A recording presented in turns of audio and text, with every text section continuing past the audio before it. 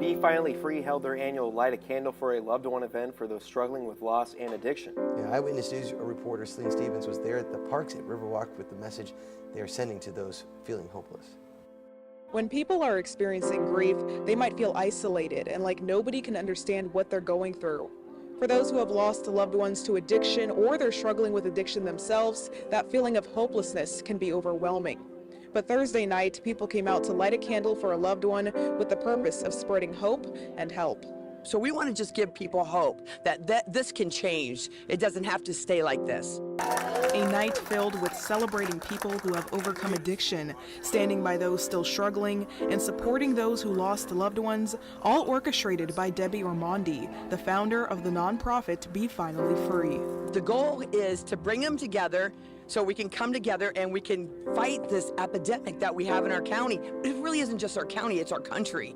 There's a lot of people who, when they get together with other people that understand where they've been, it helps them be able to talk about their kids. And so when you come out here, we want to talk about them, we want to get to know them, we want to get to know you, and we want to help you any way we can. And if you're in addiction still, a lot of times there's embarrassment that goes along with that, so you don't want to talk about it, or you don't want to get help. Well, tonight we have resources of all kinds of resources here. We have counseling services and recovery groups, and we have all different things that you can go to and get connected. And then last, the people that have overcome addiction, they come out and they go alongside the people that are struggling. So it's a wonderful night. There's signs that go all the way around the whole lake.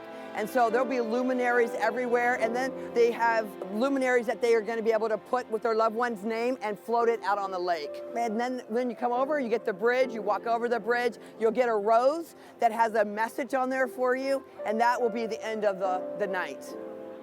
Light a Candle for a Life was inspired after Ormonde's niece, as well as a few others, were murdered in Indiana by a man high on methamphetamine.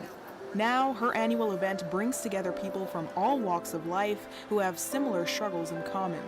Addiction is a huge problem within our community, and for me personally, I have a brother-in-law who is an addict that is currently living on the streets. He's been a meth addict for many, many years, and so this touches home for me because I feel like there's so many times families don't know where to go or what to do, and there's so many resources and availability out there to help people, and people just don't know. And so this event is there to kind of give people the information and give them a place where they can feel like there's hope, because a lot of times there's shame and everything that goes along with addiction. People don't want to talk about it, and they don't realize that there's so many people out there struggling with the same thing.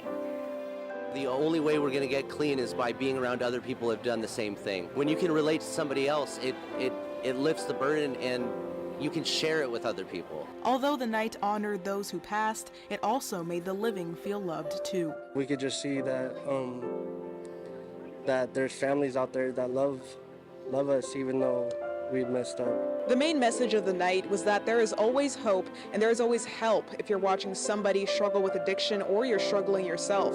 If you would like to be a part of Be Finally Free, you can go to the website at the bottom of your screen.